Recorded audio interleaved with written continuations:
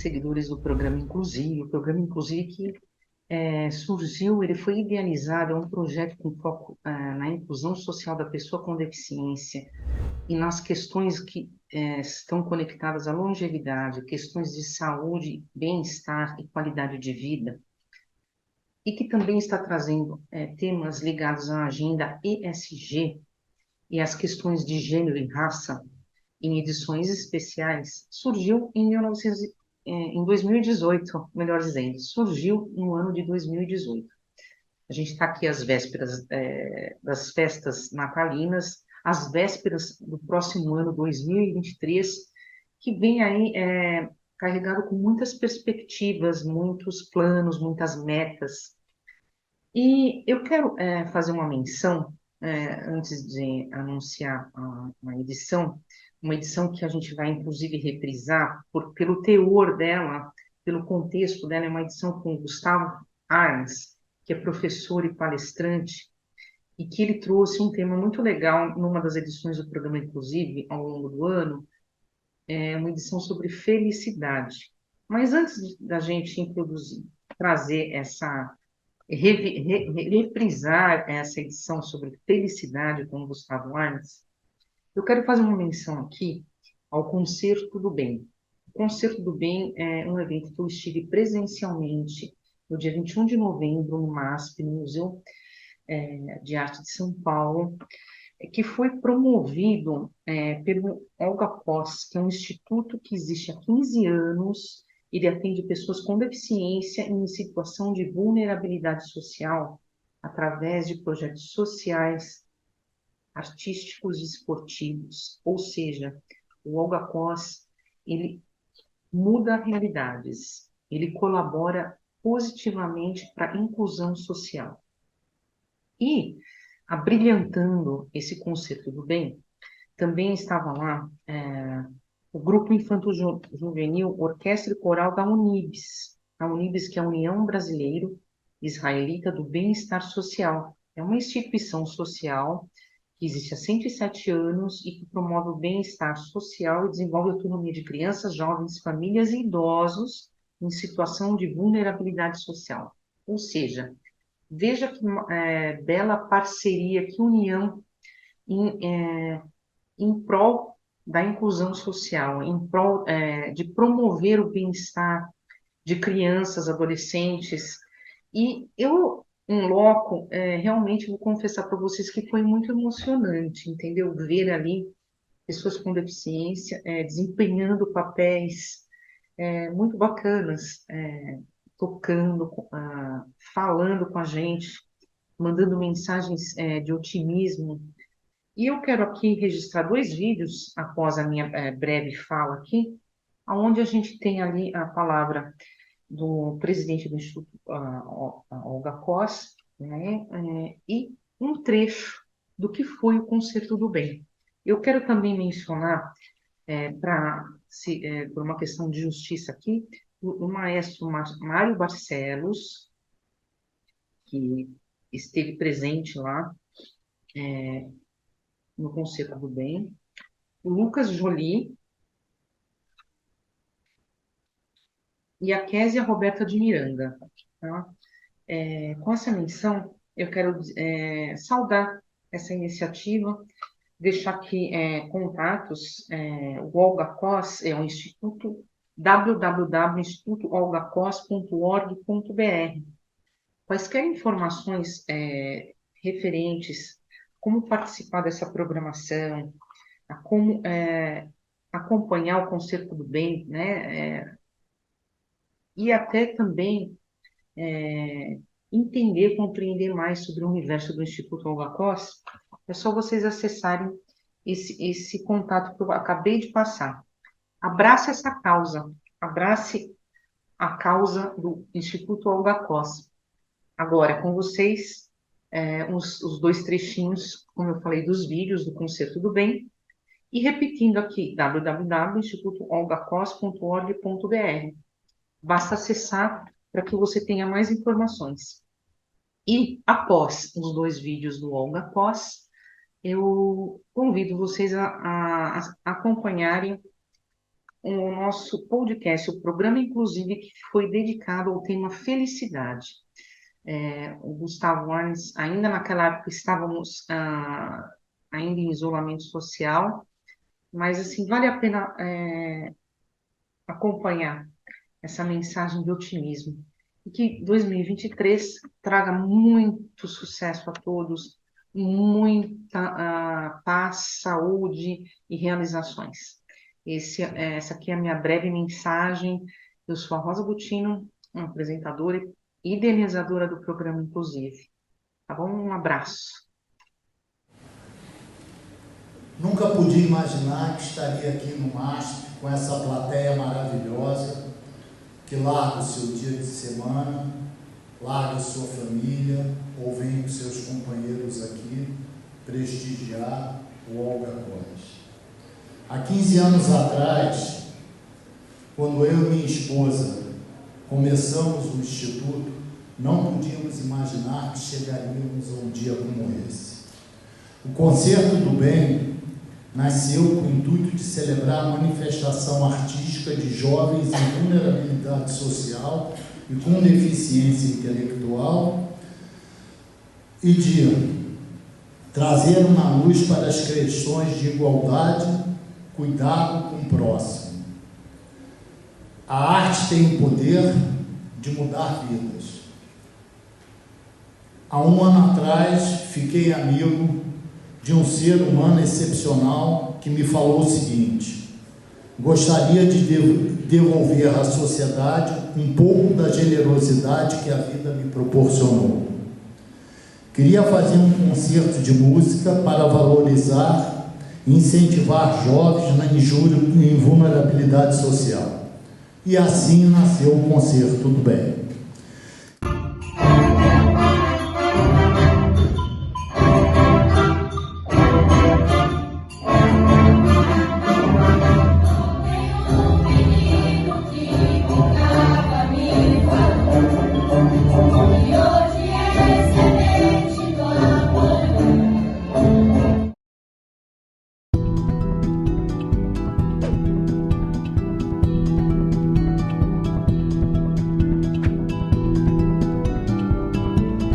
Caros seguidores, caros ouvintes do programa Inclusive, como fazemos semanalmente, sempre buscamos trazer alguns temas de relevância social que estejam conectados com o comportamento da população, do comportamento da sociedade hoje.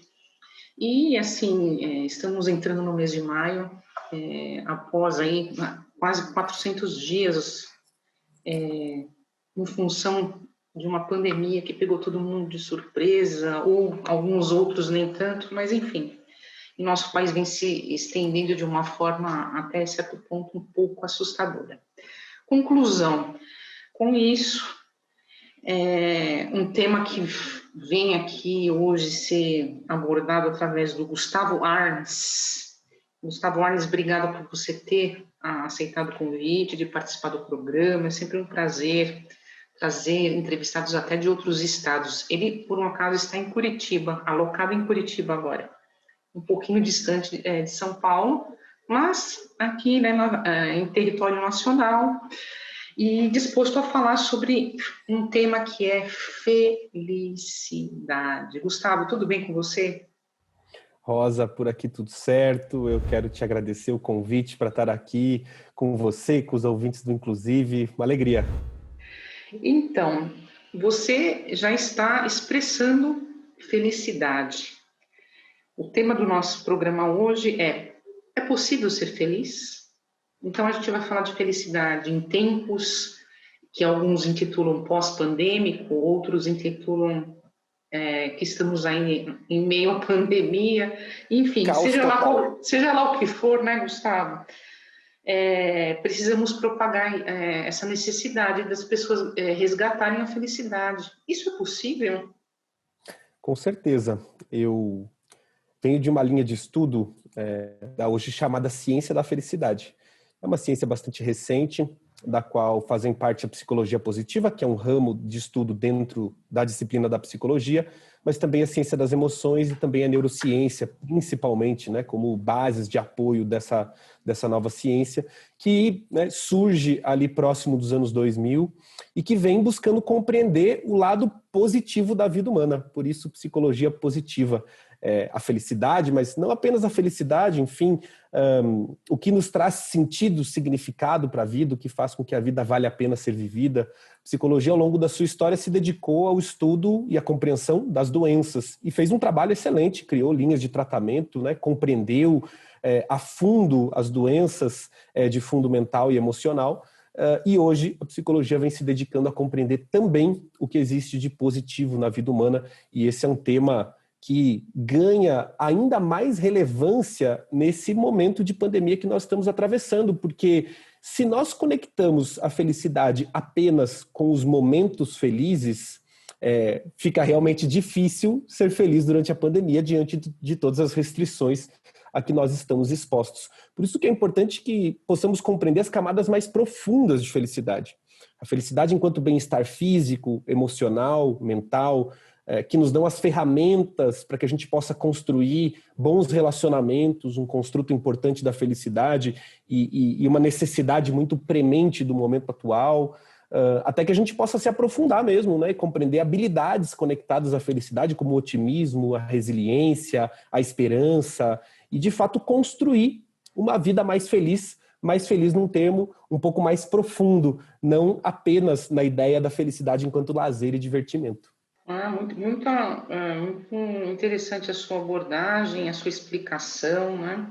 Então a gente parte também aí da psicologia, né? A gente parte dos conceitos que saem um pouco só daquela análise psicológica que fala só de doenças, né? A gente vem aí trazendo outros agregados, outros conceitos agregados, né? Exato. Portanto, assim, Gustavo, você é professor da Universidade Positivo, a universidade fica em Curitiba? Isso, Universidade Positiva aqui em Curitiba, mas eu sou também professor do ISAI, que é o braço paranaense aqui da FGV, na pós de Psicologia Positiva da PUC Rio Grande do Sul e a pós aqui do Paraná, e também uma recente pós na Facine, no Nordeste. Então, você dá aula de Psicologia Positiva, é isso? Isso. E aí a psicologia positiva surgiu por volta do ano 2000. Isso, exatamente. Ela é Na recente, muito né? recente, muito recente. A psicologia positiva é dos anos 2000, né? Na época, um psicólogo chamado Martin Seligman se tornou presidente da Associação Norte-Americana de Psicologia, e é ele quem fez esse chamado aos psicólogos para que passassem também a estudar e compreender o que existe de positivo na vida humana, por isso, psicologia positiva. Logo, a psicologia positiva precisou de um suporte da neurociência, né, que conseguiu hoje mapear todo o nosso cérebro. Então, sabemos exatamente que áreas estão ativas quando nós sentimos raiva, dor, prazer, alegria, felicidade, e da própria ciência das emoções, porque tem algo acontecendo no neuroquímico que é percebido aqui no biofísico através das emoções que nós sentimos. E aí, se a gente for, né, olhar essas duas áreas, então o conceito de neuroplasticidade ele é de 1998, é um conceito muito recente. A tecnologia para que a gente mapeasse todo o nosso cérebro é bastante recente.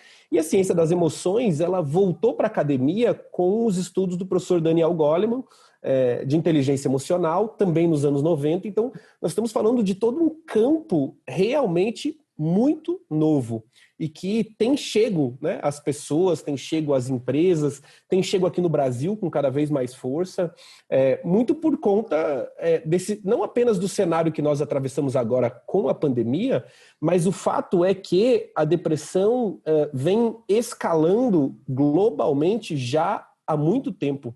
Então, a Organização Mundial de Saúde, desde 2014, já vem emitindo diversos alertas de que em 2020 a depressão seria o problema de saúde pública mais grave do mundo.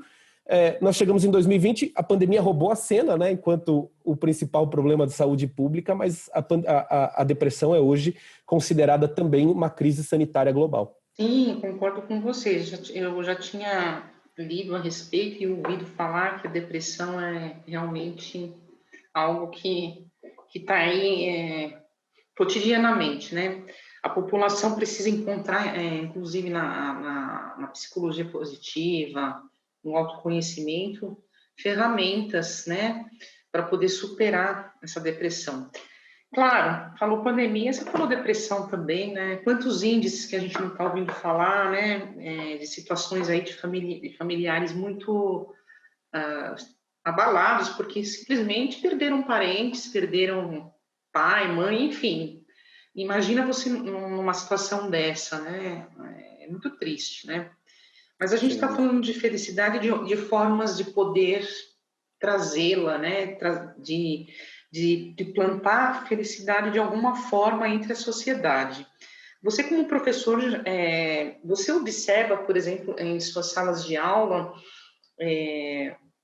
por exemplo, você tem um aluno, ou melhor, agora acho que é remoto, né? Talvez, né? Acho que não é presencial ainda. Você nota algum avanço quando você começa a explicar, quando você um aluno que começou o curso e de repente você sente que ele consegue melhorar? Como é que fala um pouquinho da sua experiência? Eu posso dar até o meu próprio exemplo. Em 2013, eu vivia um momento de desconexão entre aquilo que eu acreditava, aquilo que eu buscava para a minha vida e aquilo que eu fazia profissionalmente. Não quer dizer que eu estava, né, numa depressão completa, quer dizer simplesmente que eu estava num ponto da vida em que eu me perguntava assim, puxa, será que a vida é isso? Né? Acordar de manhã, pagar conta, fazer planilha, encontrar com os clientes, responder e-mail. Será que é isso? Será que, né, a gente vai encontrar alegria nos finais de semana, nos momentos de lazer, um pouco de realização do trabalho? E foi quando eu conheci a ciência da felicidade, através do professor Tal Ben-Shahar, ficou famoso pelo professor da aula mais concorrida de Harvard, alguns anos antes. E aquilo para mim foi como se, né, na minha cabeça assim, juntasse várias peças de um quebra-cabeça, porque eu tinha já em mim, desde a adolescência, uma busca por autoconhecimento, por autodesenvolvimento, por compreensão de mim mesmo, e essa ciência foi como se juntasse algumas peças para mim, e a partir do mergulho que eu fiz no tema, eu pude perceber nuances de felicidade e de bem-estar que eu antes não conhecia. E quando nós mudamos o nosso olhar sobre algo tão importante na nossa vida quanto é a própria felicidade, isso acaba mudando tudo. Nós somos tão felizes quanto nós somos capazes de perceber felicidade no nosso dia a dia. Isso tem muito a ver com o nosso conceito. Para mim, naquela época, felicidade eram momentos felizes. Eu não entendia que podia existir algo mais profundo do que isso. E hoje a ciência entende que uma vida mais feliz não é uma vida livre de tristezas, por exemplo, ou livre de obstáculos, livre de desafios, porque independente da pandemia, nós vamos estar sempre lidando com os desafios do dia a dia, né, da nossa rotina, a correria, o estresse. Então, imaginar, né, que seremos felizes quando a pandemia acabar seria uma ilusão. Quando nós colocamos um quando e tiramos a felicidade do momento presente, nós já estamos nisso que a ciência chama de uma das ilusões ou armadilhas da felicidade. Então, a ciência das emoções hoje nos explica, inclusive, que cada emoção tem o seu papel importante. A tristeza tem o seu papel importante. A tristeza me leva a reflexões que a felicidade não me leva. A tristeza me leva a compreender o que eu não quero mais na minha vida, aprender com os meus próprios erros e respeitar cada uma das emoções, dar lugar a cada uma delas, é um passo importante na construção de uma vida mais feliz. E eu pude perceber, né, que trazendo esses conhecimentos para a minha vida, eu consegui, como eu disse, mudar minha visão sobre diversos aspectos, e isso com certeza me auxiliou na minha caminhada de autodesenvolvimento. E quando eu comecei, né, com o Congresso de Felicidade, depois com os cursos, com as aulas, a perceber que essa ciência tinha um impacto significativo na vida dos alunos também, eu colhi os feedbacks e eu senti essas transformações, para mim foi um ponto de validação muito importante. Eu não quero dizer que entre os meus alunos tinham pessoas com depressões profundas e por conta do conhecimento se tornaram saudáveis, porque a depressão patológica precisa de um cuidado realmente profissional, um atendimento personalizado, feito por um psicólogo, por um psiquiatra, por uma pessoa de confiança. Mas para aquelas pessoas, vamos dizer, e como a ciência diz, estão num grau neutro na vida, né, por uma escala positiva, o conhecimento sobre o tema pode impulsionar, sim, a construção de uma vida mais feliz. muito bom saber, uma ótima explicação. Ou seja, é possível você ter felicidade, e claro, você não tem que isentar as demais percepções e sensações. A tristeza faz parte do jogo, justamente para você se aprimorar, né? Para você fazer uma autoanálise e ver o que está errado e superar e ir em frente. A gente vai ter que fazer uma pausa, mas a gente vai voltar no segundo bloco. Eu acabei quebrando aqui um roteiro, eu até sou muito sincera, né? Mas A gente se vai empolga falar. com o tema e vai indo, né? Que é um tema tão fascinante, né? Quando você fala de sensações e percepções humanas, é muito importante, é fascinante. Mas tem uma pesquisa que você vai detalhar para a gente no segundo bloco. E a gente volta já já.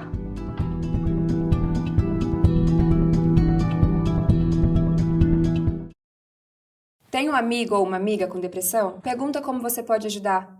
Escutar o que ela tem a dizer já é um ótimo começo. E entender a dor dela também. Depressão não é frescura. E nem é coisa só de adulto. A gente também tem. E por isso que é tão difícil de identificar. Muita gente acha que essa é uma fase ruim e que a gente não tem nada mais com que se preocupar além de estudar e passar de ano. Nada disso. Esse é um assunto bem sério e real. E só quem tem, entende o que sente. A melhor ajuda que você pode dar é tentar entender. Julgar só vai atrapalhar a recuperação do seu amigo ou da sua amiga. E se é você que está passando por isso, peça ajuda. Pode parecer muito difícil, mas tudo muda depois que você se permite. Conta para alguém de confiança. Seu professor, um amigão seu, ou seus pais. Faça terapia. Conversar com um psicólogo, nossa, ajuda pra caramba. Guardar o que tá sentindo não é bom. Acredite, fica insuportável. Tem gente que pensa até em se matar. E na real, quando a gente tá com depressão, o que a gente quer matar de verdade é a dor que a gente sente. Então jogue tudo isso pra fora. Converse.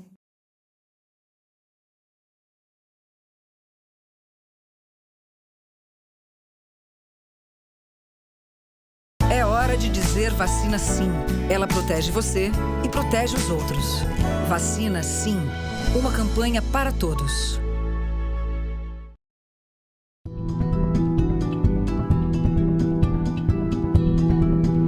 Caros ouvintes, voltamos para o segundo bloco do programa, inclusive, ouvintes e seguidores. Por quê? Porque eu sempre falo ouvintes e seguidores, porque o programa, inclusive, ele é veiculado pela Rádio Mega Brasil Online. Você acessa no momento adequado, porque é um podcast, e depois ele sobe para o canal do YouTube, na TV Mega Brasil Online. Então, a gente tem seguidores e temos ouvintes. Enfim, Gustavo, conta para mim o que é o Relatório Mundial da Felicidade. É um estudo, é uma pesquisa elaborada pelo Instituto Gallup, é isso?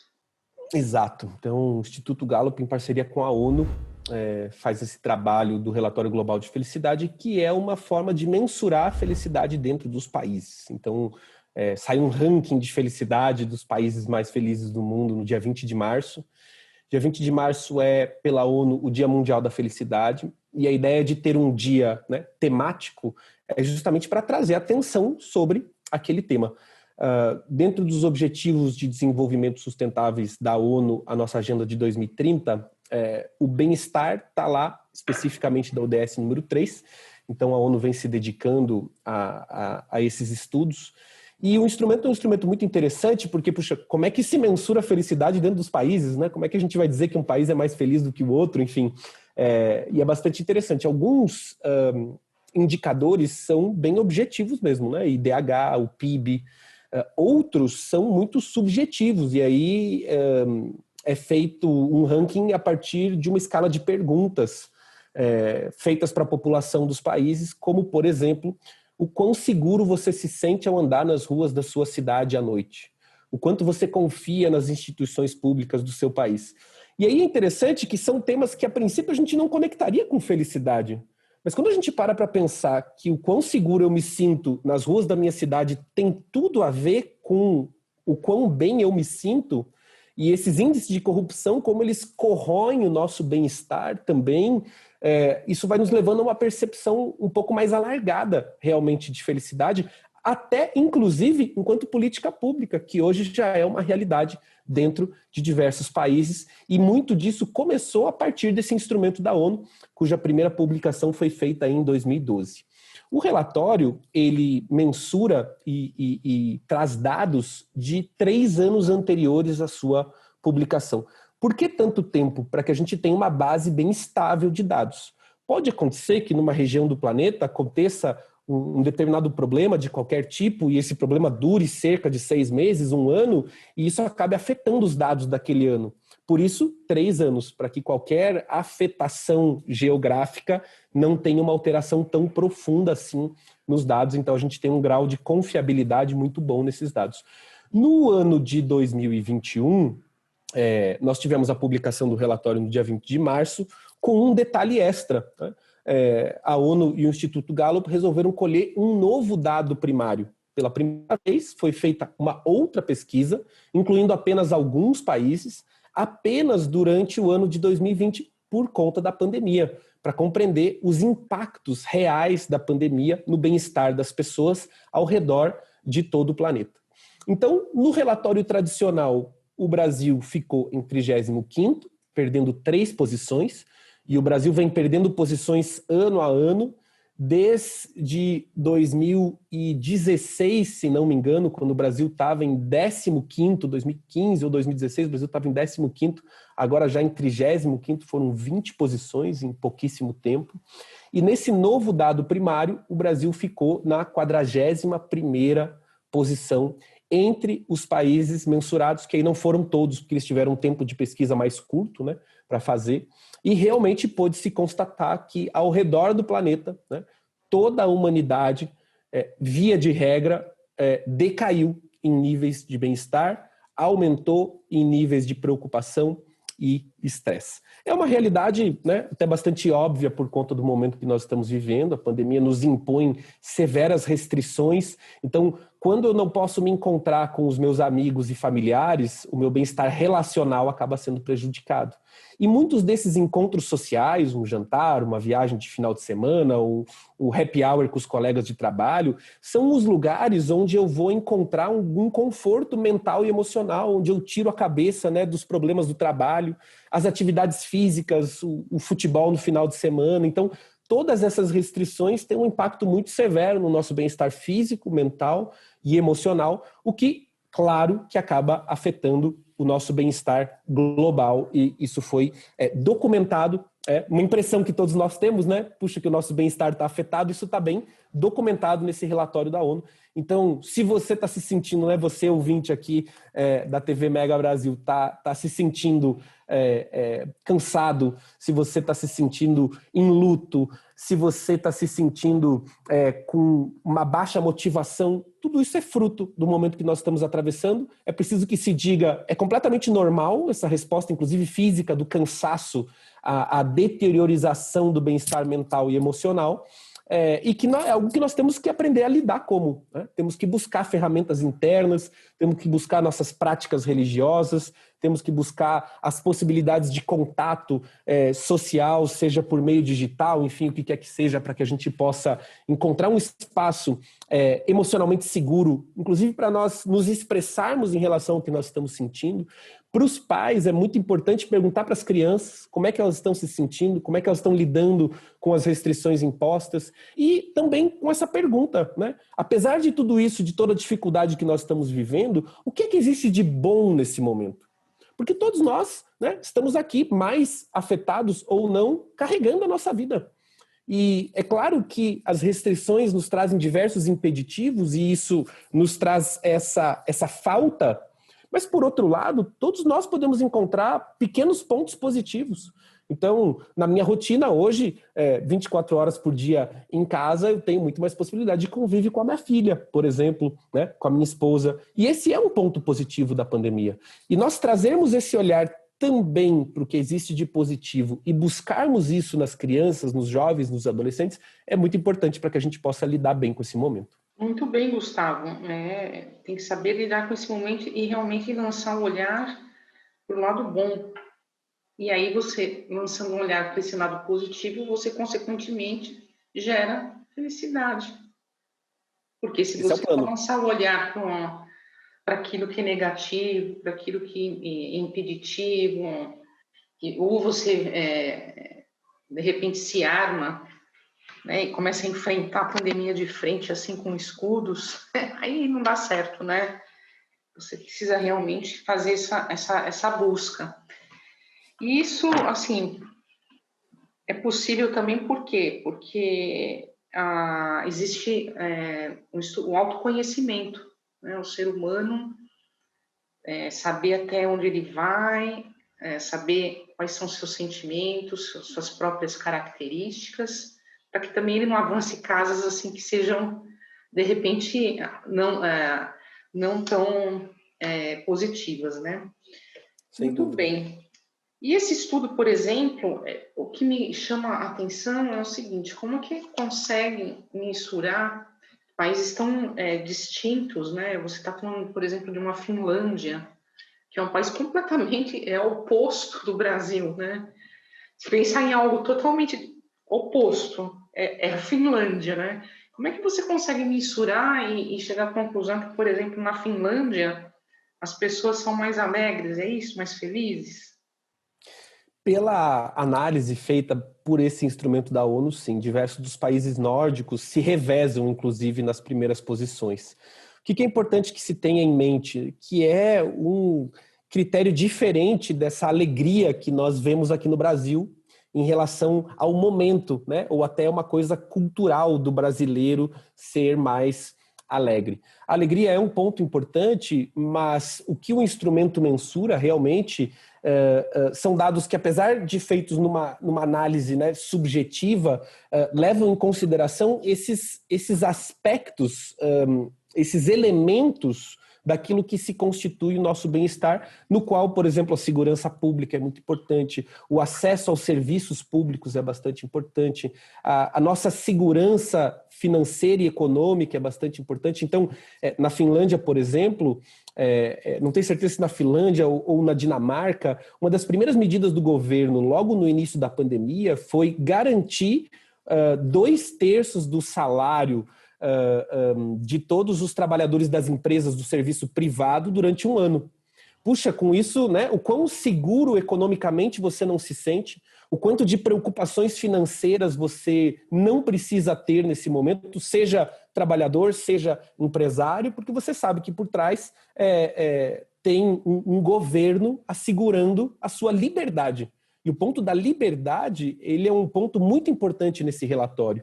Então, nos países nórdicos, por exemplo, para aqueles que resolvem mudar completamente de profissão, existe um subsídio para que você possa fazer uma outra formação, existe um subsídio para que você possa encontrar um trabalho num outro campo, o que te dá uma liberdade muito interessante de buscar oportunidades profissionais que te conectem naquele momento de vida com algo que faça sentido, que você acredite, que lhe traga significado. Então, esses são aspectos muito relevantes dentro do relatório, o que acabam gerando essa grande discrepância, né, entre os países nórdicos em especial, mas também Austrália também sempre se saindo muito bem, Nova Zelândia e os países aqui da América Latina, por exemplo. Muito bem, a gente vai fazer mais uma pausa e vamos voltar para o terceiro bloco. A gente volta já já.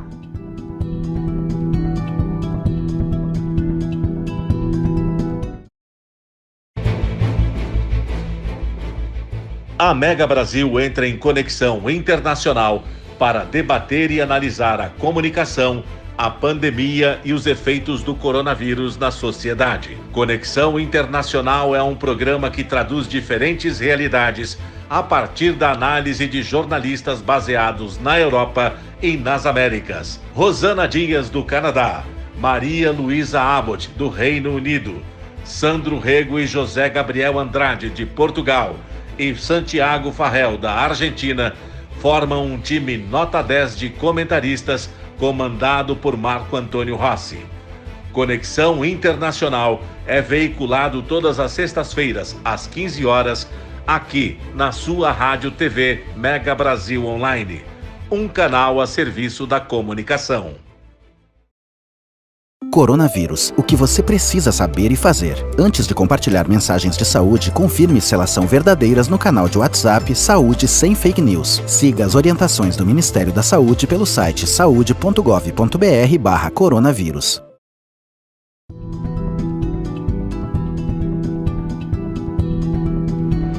Caros ouvintes, voltamos para o terceiro e último bloco do programa Inclusive. Gustavo, estávamos falando da pesquisa realizada pelo Instituto Gallup em parceria com a ONU, que mensurou os níveis de felicidade ao redor do mundo, ao redor do globo, né?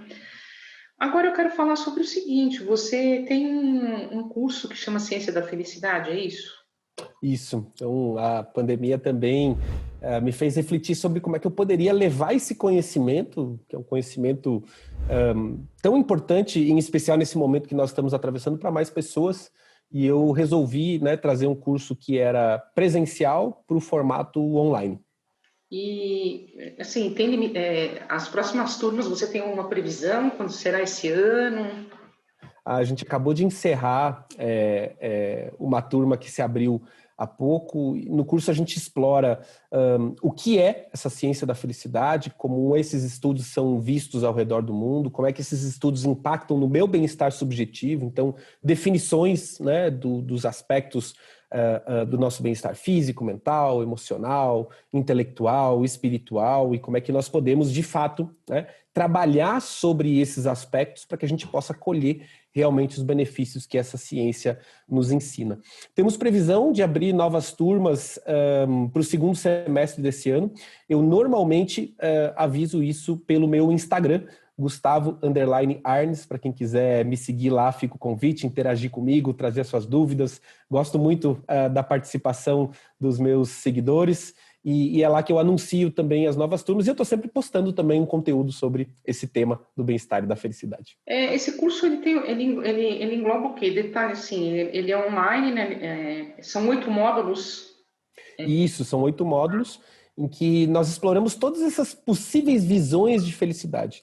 Então, desde uma visão coletiva, né, que é um estudo bastante recente da psicologia positiva, como é que nós podemos construir uma sociedade mais feliz, e uma sociedade mais feliz não é necessariamente uma sociedade mais sorridente, é uma sociedade mais inclusiva, mais colaborativa, mais pacífica, e que, claro, né, depende dos indivíduos. Então, o olhar individual sobre a felicidade é o foco principal do curso, onde nós falamos sobre todos esses componentes do nosso bem-estar, inclusive com práticas para que a gente possa realmente trabalhar sobre e aumentar a nossa percepção de bem-estar. E eu gosto de trazer uns outros detalhes que as pessoas gostam, né, e perguntam bastante e que eu entendo que fazem parte de uma desmistificação, inclusive, do que é felicidade, conectando felicidade e trabalho, a relação de dinheiro com felicidade e assim sucessivamente, para a gente ter uma visão geral sobre o tema, né? É um curso que não tem nenhum pré-requisito, você não precisa ter nenhuma formação prévia para ter uma boa compreensão. E a ideia é justamente essa, né? Ter uma visão bem geral sobre o tema, mas também que me sirva, né? Que me traga benefícios, que eu possa colher todos esses benefícios práticos e cientificamente comprovados que a ciência da felicidade hoje nos traz. Você falou aí sobre dinheiro versus felicidade, né? Necessariamente o ser humano precisa ter dinheiro para ser feliz? Acho que não, né? Hoje, então, essa é uma visão tão interessante. É muito complexo. É complexo. E a gente pode ter diferentes olhares, né? Dentro do olhar da espiritualidade, algumas tradições espirituais vão dizer que a relevância do dinheiro é completamente zero, né? Dentro da ciência, tem-se uma outra percepção de que nós precisamos ter um mínimo de condição de vida para que o dinheiro deixe de ser uma preocupação para a nossa sobrevivência. Então, isso vai desde a nossa segurança, a nossa moradia, a segurança alimentar, mas o fato é que depois dessas necessidades principais atendidas, mais dinheiro não contribui para um ganho de bem-estar significativo. Então, uma das conclusões que se chega é que a falta de dinheiro pode afetar bastante o nosso bem-estar. Mas depois de uma condição mínima atendida, mais dinheiro não tem uma contribuição tão significativa quanto a maioria de nós imagina. Muito bem, Gustavo. Se não fosse isso, né, doenças como a depressão, por exemplo, se resumiriam a uma única camada social, o que não é uma verdade, né? Nós encontramos pessoas em depressão nas mais diversas camadas sociais. Ou seja, o dinheiro não é um fator determinante. Ele pode ser um fator importante, mas não é determinante. Sim, você falou uma situação que eu presenciei, acho que muitas pessoas presenciam. Eu tive contato com uma pessoa muito, muito rica, falar de dinheiro, né? Não de saúde, ela era altamente depressiva. Altamente Um quadro depressiva. bastante comum, né, nos dias de hoje. Lembrando que, né, além do coronavírus, nós estamos vivendo uma crise de saúde pública global, né, quando se pensa na depressão. E é interessante perceber que nós adoecemos realmente enquanto sociedade, né? Que estilo de vida é esse que nós construímos enquanto sociedade, que nos fez adoecer nesse formato, inclusive pessoas tão jovens? E é preciso que a gente ressignifique a nossa ideia de felicidade, que a gente ressignifique a nossa ideia de sucesso, para que a gente possa encontrar outros caminhos, realmente, de construção de estilo de vida mesmo, né? Enquanto sociedade, inclusive, para que a gente possa ter essa transformação. Eu ia solicitar uma mensagem final, né? Final porque a gente vai ter que encerrar o programa, mas você já falou uma mensagem muito especial agora. Você tem alguma outra? Porque você é uma pessoa que dá para perceber que é realmente versátil, né? Foi em busca de propagar, né, a psicologia positiva e está aí propagando para alunos. Isso é importante, né? A gente ter esses porta-vozes. A palavra é sua para falar um tchau, né, para gente. Rosa, eu vou te agradecer mais uma vez o carinho, o espaço de estar aqui. Eu gosto de dizer que eu gosto de aproveitar esses espaços porque eu sinto que é importante levar esse tema para cada vez mais pessoas, para cada vez mais gente. Então, eu fico feliz, né, com esse convite. Espero, né, que possa ter tocado os ouvintes e seguidores como me tocou há um tempo atrás, e realmente o conhecimento sobre esse tema expandiu as minhas percepções, me tornou uma pessoa melhor, e é sempre com essa esperança, né, que eu converso com as pessoas para que eu possa tocar também alguns corações, assim como eu fui tocado. E eu complemento, na verdade, esse recado que eu trouxe, né? A própria ciência hoje entende a felicidade como uma meta social, uma meta coletiva, uma meta econômica, e que nós vamos conseguir alcançar primeiro enquanto indivíduos.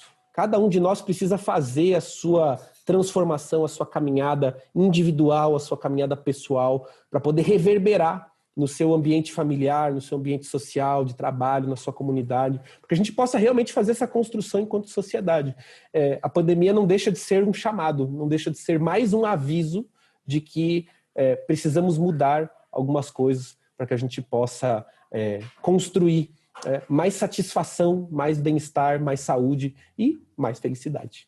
Gustavo, foi um prazer conhecê-lo, sucesso ainda maior e até breve. Obrigado, Rosa. Até breve. Um abraço. Até mais.